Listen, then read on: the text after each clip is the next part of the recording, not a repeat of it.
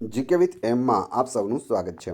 મિત્રો, આજના વિડીયોમાં આપણે કલા, સંસ્કૃતિ અને વારસો તેનો પાર્ટ 5મો જોઈશું. આની પહેલાં 4 પાર્ટ અપલોડ થયેલા છે. જોવાના બાકી હોય તો એ પણ જોઈ લેજો.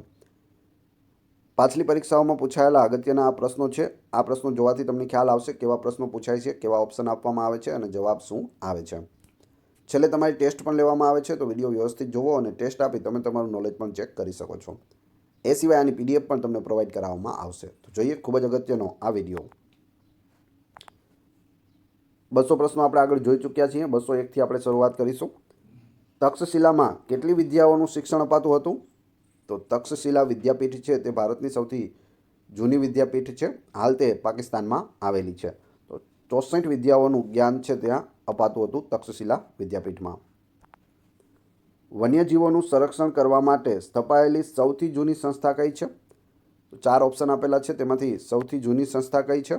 તમને જવાબ આવડતો હોય તો તમે કમેન્ટ બોક્સમાં જવાબ પણ આપી શકો છો. જવાબ આવશે option D, Bombay natural history society. Ajanta ઇલોરાની ગુફાઓ ક્યાં આવેલી છે?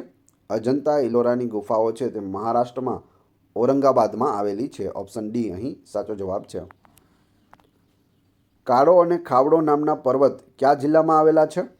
કાળો અને ખાવડો પર્વતો છે તે કચ્છ જિલ્લામાં આવેલા છે. કચ્છ જિલ્લાનો સૌથી ઊંચો પર્વત કયો છે? કાળો ડુંગર. કચ્છમાં 3 ધાર આવેલી છે, ઉત્તર ધાર, મધ્ય ધાર અને દક્ષિણ ધાર. ઉત્તર ધારમાં કાળો ડુંગર છે તે આવેલો છે, જે કચ્છનો સૌથી ઊંચો ડુંગર છે. મધ્ય ધારમાં ધીણોધર ડુંગર છે અને દક્ષિણ ધારમાં નનામો ડુંગર આવેલો છે. હડપ્પન સંસ્કૃતિના અવશેષો ગુજરાતના કયા સ્થળેથી મળેલ છે? તો જવાબ આવશે ઓપ્શન સી, ધોળાવીરા, કચ્છ. ઓશોનિયો સંન્યાસ કોમ્યુન સેન્ટર ક્યાં આવેલ છે? ઓશોનિયો સંન્યાસ કોમ્યુન સેન્ટર તે પાલાવાસણામાં આવેલ છે, જે મહેસાણા જિલ્લામાં આવેલું છે. મિત્રો, અહીં આપણે જે આની આગળનો પ્રશ્ન જોયો તેમાં બીજા પણ ઘણા બધા ઓપ્શન આપેલા છે, પણ જવાબ શું આવશે? ધોળાવીરા, કચ્છ. ધોળાવીરાને 2021માં વર્લ્ડ હેરિટેજ સાઇટમાં સમાવેશ કરવામાં આવેલ છે. આ પ્રશ્ન આપણે જોઈ ગયા. નેક્સ્ટ જોઈએ. નીચેના પૈકી કયું સંગ્રહાલય મ્યુઝિયમ સૌથી જૂનું છે? જીપીએસસી ક્લાસ 2માં પૂછાયેલું સૌથી જૂનું મ્યુઝિયમ છે કચ્છ મ્યુઝિયમ, જે ભુજમાં આવેલું છે. ભુજ છે તે કચ્છ જિલ્લાનું મુખ્ય મથક છે અને કચ્છ જિલ્લો છે તે ગુજરાતનો જ નહીં પરંતુ ભારતનો સૌથી મોટો જિલ્લો છે વિસ્તારની દ્રષ્ટિએ. પોર્ટુગીઝોની રાજધાની કઈ હતી?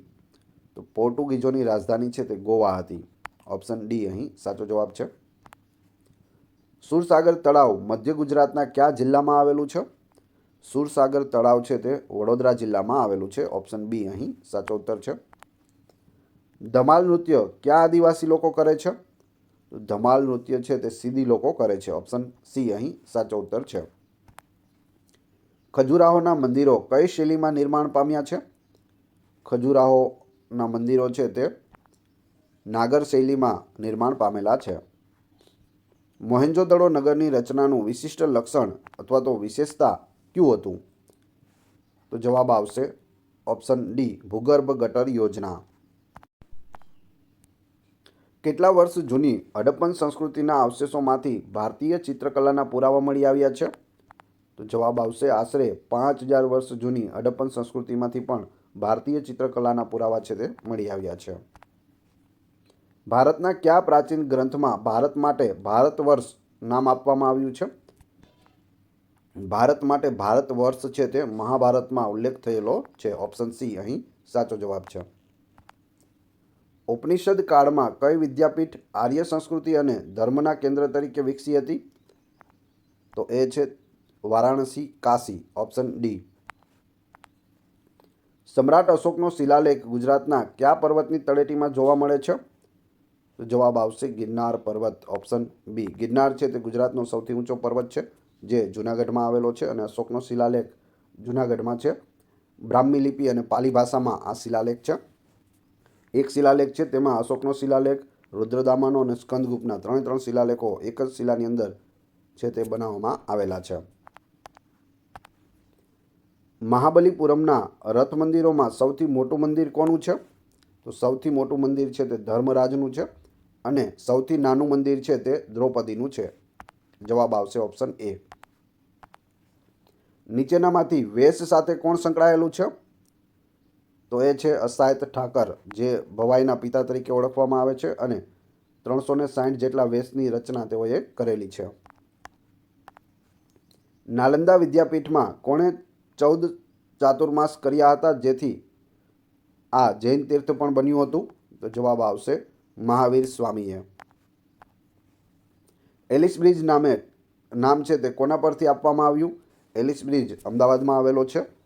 તેનું નામ કોના પરથી આપવામાં આવ્યું હતું? તે જીપીએસસી પ્રિલિમ્સમાં પૂછાયેલું છે. તો જવાબ આવશે ઓપ્શન એ. અંગ્રેજ અધિકારીના પત્ની એલિસ પરથી એલિસ બ્રિજ છે તે રાખવામાં આવ્યું હતું. ભારતમાં મગફળીના ઉત્પાદનમાં કયું રાજ્ય અગ્રેસર આવે છે? તો એ છે આપણું ગુજરાત. ઓપ્શન બી અહીં સાચો જવાબ છે. પ્રથમ નંબરે ગુજરાત આવે છે. સુરેન્દ્રનગર જિલ્લામાં મહત્વનો ડુંગર કયો છે? તો સુરેન્દ્રનગર જિલ્લામાં ચોટીલા ડુંગર આવેલો છે, જે મહત્વનો ડુંગર છે. ચોટીલા ડુંગર ઉપર ચામુંડા માતાનું મંદિર પણ આવેલું છે. ચોટીલા રાજકોટથી નજીક છે, પણ જિલ્લો આવે છે સુરેન્દ્રનગર, તો એ પણ યાદ રાખજો. ઝવેરચંદ મેઘાણીનો જન્મ ચોટીલામાં થયો હતો. હમ્પી કયા રાજ્યમાં આવેલું છે? તો હમ્પી છે તે હાલ કર્ણાટક રાજ્યમાં આવેલું છે. કઈ વિદ્યાપીઠમાં કૌશલના રાજા પ્રસેનજીત, વ્યાકરણશાસ્ત્રી પાણિની, ચંદ્રગુપ્ત મૌર્ય અને રાજનીતિજ્ઞ કૌટિલ્યએ શિક્ષણ લીધું હોવાનું મનાય છે? તો જવાબ આવશે તક્ષશિલા. ઓપ્શન બી, તક્ષશિલા વિદ્યાપીઠ.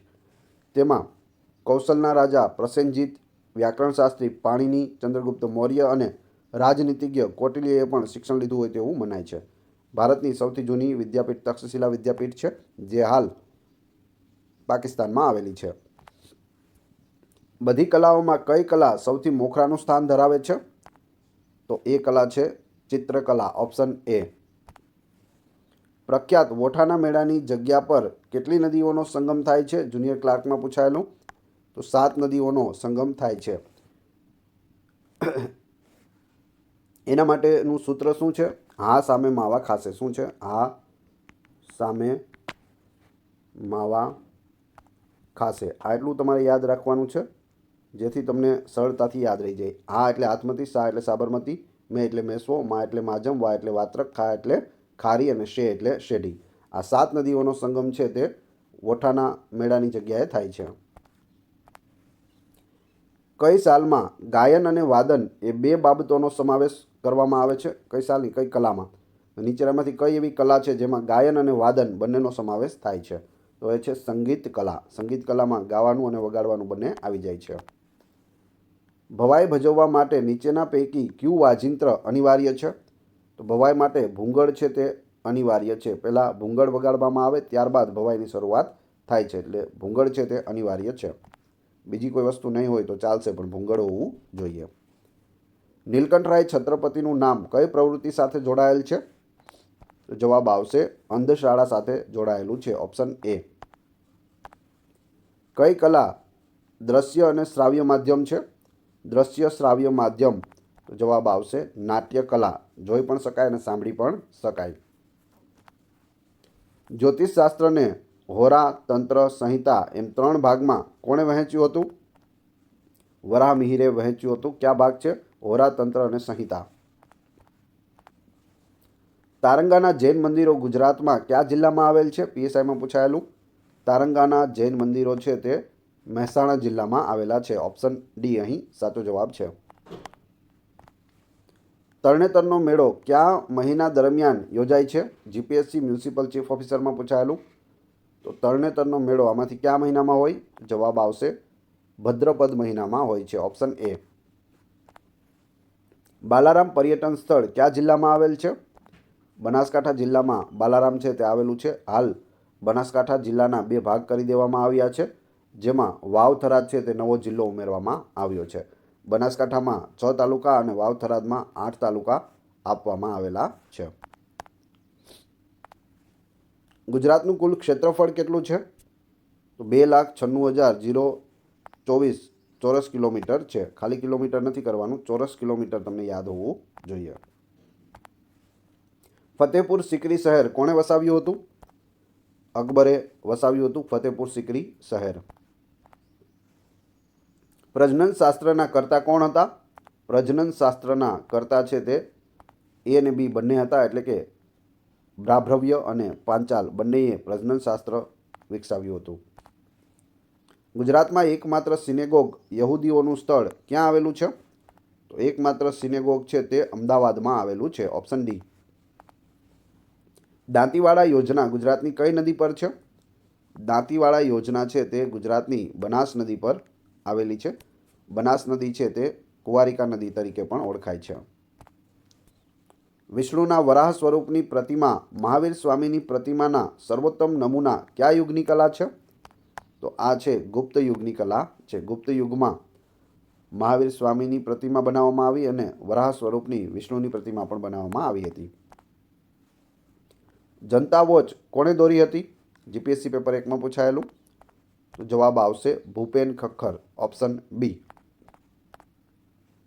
સિનેગોગ કયા ધર્મનું પ્રાર્થના સ્થળ છે? જે આપણે આગળ જોયું અમદાવાદમાં આવેલું છે.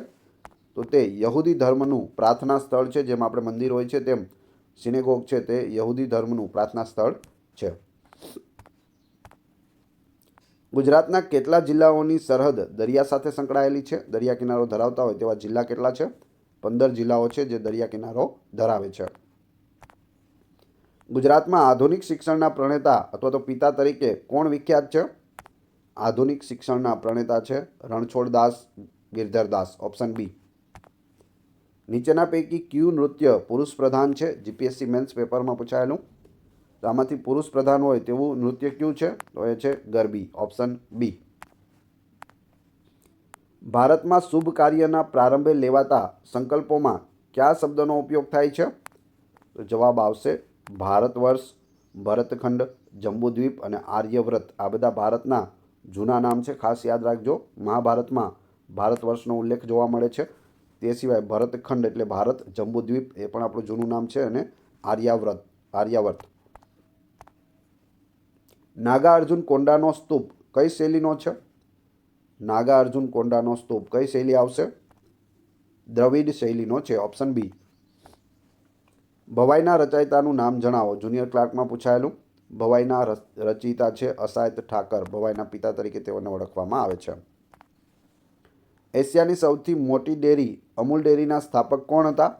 અમૂલ ડેરીના સ્થાપક ત્રિભુવનદાસ પટેલ એટલે કે ત્રિભુવનદાસ ગજ્જર હતા. Option A. સોમનાથ મંદિરનો નૃત્ય મંડપ સિવાયનો બધો ભાગ ચાલુક્ય યુગની કઈ શૈલીનો છે? તો તે નાગર શૈલીનો છે. હવે તમારી ટેસ્ટ. જે આપણે વિડીયો જોયો તેમાંથી તમને અહીં પ્રશ્નો પૂછવામાં આવે છે જેના જવાબ તમારે ક્રમશઃ કમેન્ટ બોક્સમાં આપવાના છે. પ્રશ્ન 1. અજંતા ઇલોરાની ગુફાઓ ક્યાં આવેલી છે? 2. સુરસાગર તળાવ મધ્ય ગુજરાતના કયા જિલ્લામાં આવેલું છે? જોઈએ કોને કોને આના જવાબ આવડે છે. કમેન્ટ બોક્સમાં જવાબ જણાવી દેજો. પીડીએફ માટે ટેલિગ્રામમાં જીકે વિથ એમ ચેનલની મુલાકાત લઈ શકો છો, જ્યાં તમને ફ્રી ઓફ કોસ્ટ બધી જ પીડીએફ છે તે આપવામાં આવે છે, જેની લિંક ડિસ્ક્રિપ્શનમાં પણ આપેલી છે. વિડીયો પસંદ આવ્યો હોય તો લાઇક, કોમેન્ટ, શેર અને સબસ્ક્રાઇબ કરવાનું ના ભૂલશો, જેથી આગળ પણ તમને સારા સારા વિડીયો મળતા રહે. એ સિવાય આ ચેનલ ઉપર ઘણા બધા વિડીયો અવેલેબલ છે. તમે ચેનલના નામ પર ક્લિક કરી વિડીયોમાં જઈ બધા જ વિડીયો જોઈ શકો છો. Thanks for watching my video.